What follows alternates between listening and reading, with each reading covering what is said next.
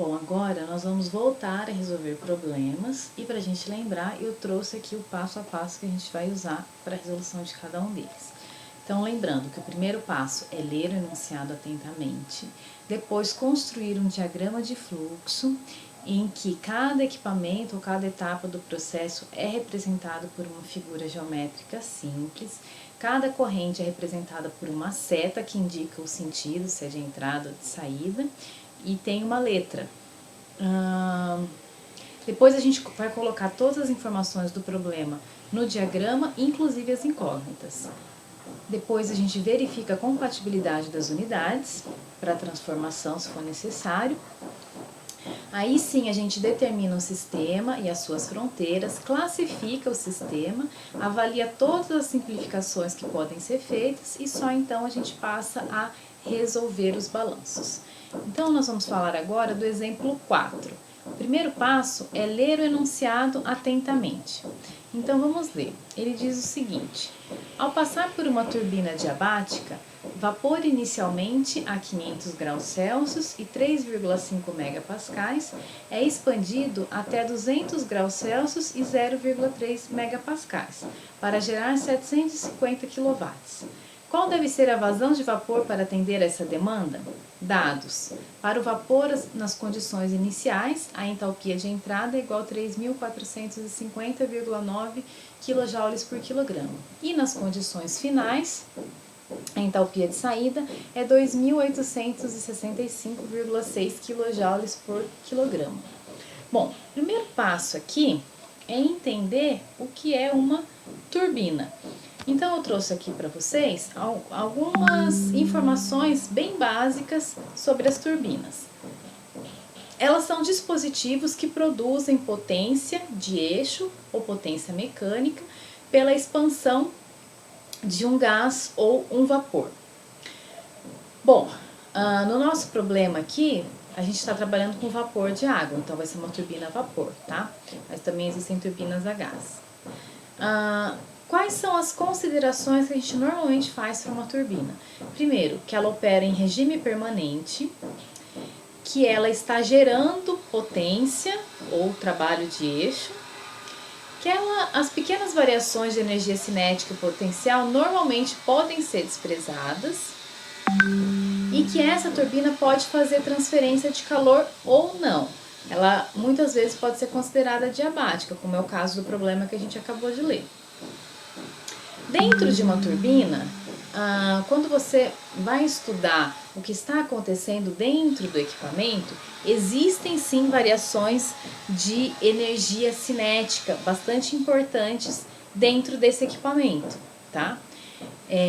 Só que quando a gente vai estudar o balanço global e estudar a magnitude dessas diferenças frente a entalpia e o trabalho que a gente está verificando, essas diferenças de velocidade entre entrada e saída não vão ser suficientes para causar um grande impacto na resolução do problema. Por isso a gente acaba desconsiderando, tá? Mas quando a gente vai estudar o projeto interno da turbina, a gente não pode desconsiderar a energia cinética, ela vai ser bastante importante, tá?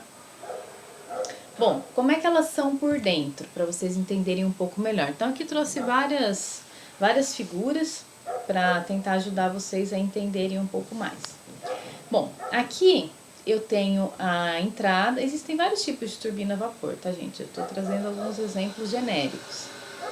Aqui a gente tem a entrada e a gente tem aqui pás rotativas e pás estacionárias.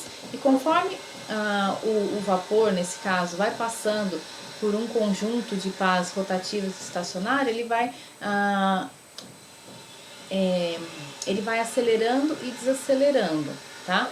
E aí ele vai transformando a energia, a entalpia daquele vapor em rotação do eixo, que vai acabar produzindo energia mecânica. A gente pode usar isso para alimentar um gerador elétrico ou para uma turbina de avião. Existem vários usos, tá?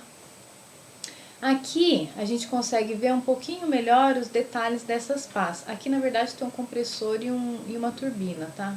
Mas a gente vai falar sobre isso mais pra frente. Aqui talvez dê pra ver um pouco melhor. A gente tem aqui, tá vendo, começa pequenininho o tamanho das pás e depois elas vão aumentando mais em direção à saída. E aqui por dentro passa o eixo que está rodando, conforme o vapor vai expandindo ali, ele vai causando a rotação e essa rotação do eixo é que gera o trabalho mecânico, tá? Uma vista lateral da turbina teria mais ou menos essa visão aqui. Então a gente não vai entrar nos detalhes desse equipamento porque não é o objetivo desse curso. Aqui eu tenho uma turbina a gás para mostrar para vocês, tá? Ela tem um compressor no início, em vários estágios, depois ela tem a câmara de combustão e por fim ela vai ter a turbina. Por que eu tô falando isso para vocês? É importante a gente saber de que equipamento a gente está falando, porque o equipamento vai dar algumas, não só algumas dicas, mas algumas restrições também na resolução do problema. Então eu sei que como a turbina tem essa rotação do eixo, toda vez que ela aparecer, existe trabalho de eixo envolvido, tá? Então por isso que a gente está interessado em saber mais ou menos como é o equipamento. E nesse momento a gente não está interessado em estudar a fundo o que acontece dentro dele. Lembra que a gente coloca as nossas unidades de processo como caixinhas pretas, tá? E depois, em outras disciplinas do curso, vocês vão estudar o que acontece dentro dos equipamentos efetivamente, tá?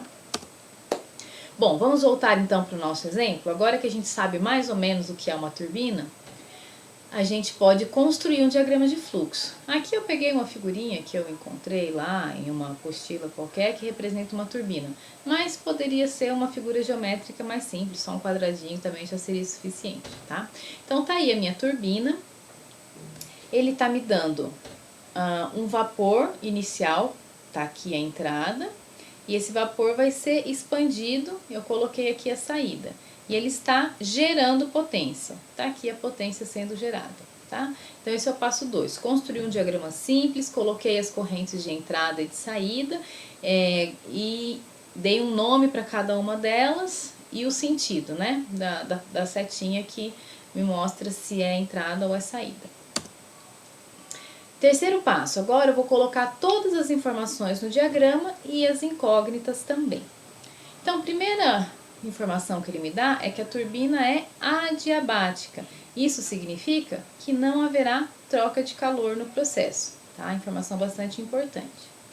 Ele me fala que o vapor inicialmente está a 500 graus Celsius e 3,5 megapascais. Então tá aqui, 500 graus Celsius, 3,5 megapascais, temperatura e pressão de entrada.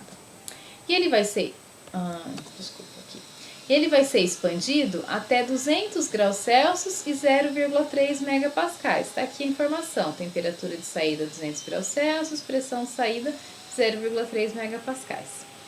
Outra informação é que ele gera 750 kW de potência. Vocês estão vendo aqui que a minha potência é uma setinha saindo. Por quê? Porque a turbina gera energia mecânica. Consequentemente, na nossa convenção de sinais, o sinal do 750 é negativo, tá? Próxima informação, ele quer saber qual é a vazão de vapor. Coloquei aqui, quero saber qual é o fluxo máximo ou a vazão máxima de vapor que está passando por essa turbina.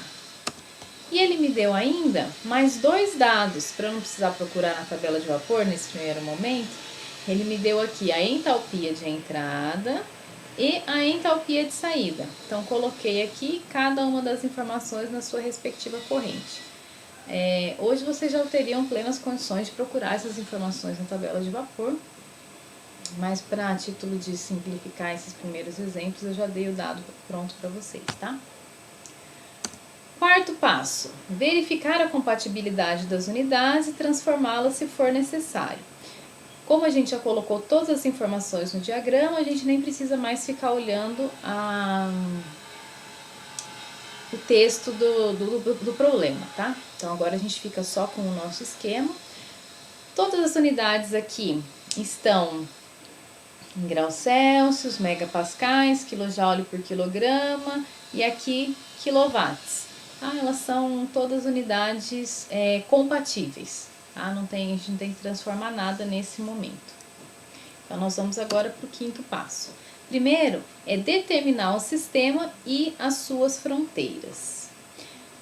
Nesse caso, eu vou escolher como sistema o volume delimitado pela turbina, ou seja, um volume de controle. Eu coloquei aqui em linha pontilhada mais ou menos o que seria, tá? O volume interno aqui. Eu escolho esse sistema. Eu poderia escolher, por exemplo, 1 kg de vapor que está passando por esse processo de transformação. Conseguiria resolver o problema também, um pouco mais complicado, mas conseguiria. Mudaria a forma de avaliar os balanços, mas a resposta final tem que ser a mesma, tá? Eu acabei me atrapalhando e escolhi um sistema diferente dos meus colegas. Isso significa que eu errei o exercício? Não. Isso significa que talvez você tenha um pouco mais de trabalho para resolver, tá? Bom, então, coloquei e determinei meu sistema aqui como volume de controle para facilitar a minha vida. Agora, eu vou classificar o processo quanto à região de estudo, quanto à forma de alimentação e quanto à dependência do tempo. Então, primeira coisa, quanto à região de estudo, é um sistema aberto ou fechado? A gente já comentou aqui que eu escolhi um volume de controle. Volume de controle só pode ser sistema aberto, tá? Então, tá entrando e saindo constantemente aquela massa de vapor. O meu processo é contínuo. Tudo que entra aqui, sai aqui. Então, tá continuamente entrando e saindo. E o meu regime é permanente, ou seja, não está havendo variação das propriedades com o tempo. Isso significa o quê? De novo, importante, não tem a ver com a diferença entre saída e entrada, tem a ver com a diferença em um mesmo ponto do sistema com o passar do tempo. Então, aqui nesse ponto, por exemplo, da entrada do vapor, ele vai estar sempre entrando com essas mesmas propriedades, tá? Seja agora ou seja daqui 2 horas, daqui 24 horas, isso caracteriza um regime permanente. Se eu for avaliar a saída, ela vai estar sempre constante. Dentro daquele ponto do sistema, as propriedades não são alteradas com o tempo, tá? Então, regime permanente. Próximo passo, avaliar todas as simplificações e considerações que podem ser adotadas sem comprometer a exatidão da resposta procurada. Então, o problema já deu pra gente que essa turbina é adiabática. E na nossa classificação, a gente já colocou que funciona em regime permanente.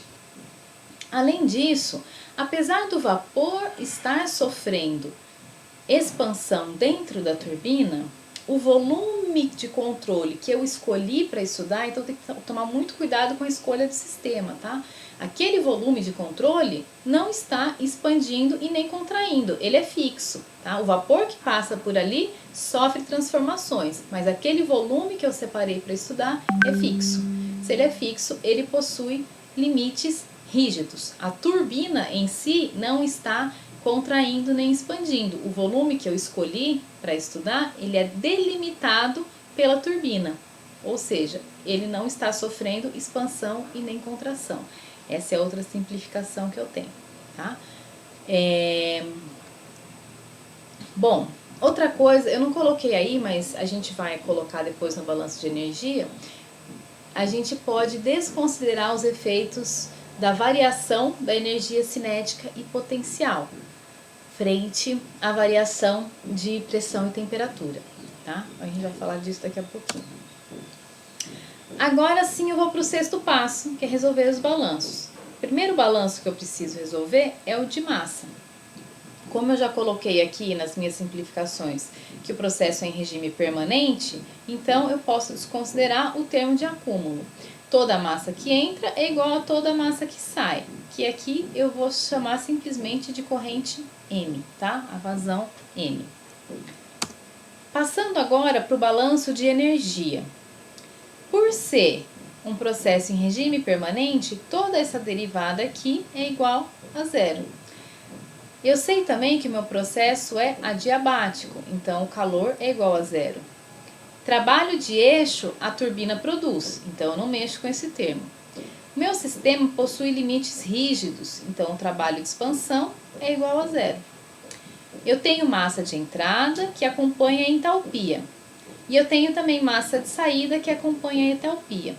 Os termos de energia cinética e potencial, eu não vou considerar no meu cálculo, eu vou considerar desprezíveis. É diferente de dizer igual a zero, tá? Esses aqui, sim, são igual a zero, não variam com o tempo.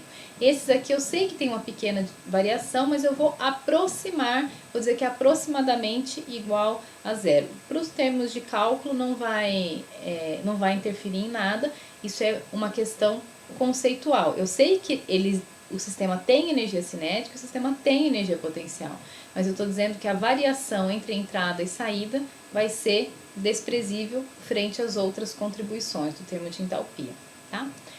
Então, como vai ficar o meu balanço de energia simplificado? Essa aqui é a equação da turbina, tá? A potência gerada por ela depende da diferença da entalpia entre a saída e a entrada. Ficou uma equação bem simples, né? Como eu sei pelo balanço de massa que a massa de entrada é igual à massa de saída, essa aqui vai ser a equação básica para a turbina. Qualquer turbina vai ter essa equação básica? Qualquer turbina adiabática, sim. Se não for adiabática, tem que considerar o termo do calor. Então, apareceu uma turbina para eu resolver em outro problema. Posso partir dessa equação aqui? Pode, só toma cuidado, ver se a sua turbina é adiabática ou se não tem outros equipamentos no processo que influenciam também. Tá? Então, vocês podem optar por usar as equações prontas ou sempre partir do balanço de energia. Eu, particularmente, prefiro sempre partir do balanço de energia e analisar de acordo com as informações daquele problema. Eu acho mais seguro e ocupa menos a minha mente. Eu preciso só saber sobre as considerações básicas em vez de decorar equipamento, uma equação. Tá? Bom, agora sim eu entro com as informações. Então eu tenho aqui que o trabalho de eixo, né, produzido é de 750 kW, tá aqui, negativo, porque está saindo do sistema. A massa, vazão massa, que é justamente o que o problema pediu. E eu tenho aqui a entalpia de saída, que ele me deu, e a entalpia de entrada, que ele me deu também. Resolvendo essa equaçãozinha simples, eu vou chegar que eu preciso de 1,28 kg por segundo de vapor para produzir essa quantidade de energia ou essa potência nessa turbina com essas condições de entrada e saída do vapor, certo? A gente vai ver na sequência mais um exemplo.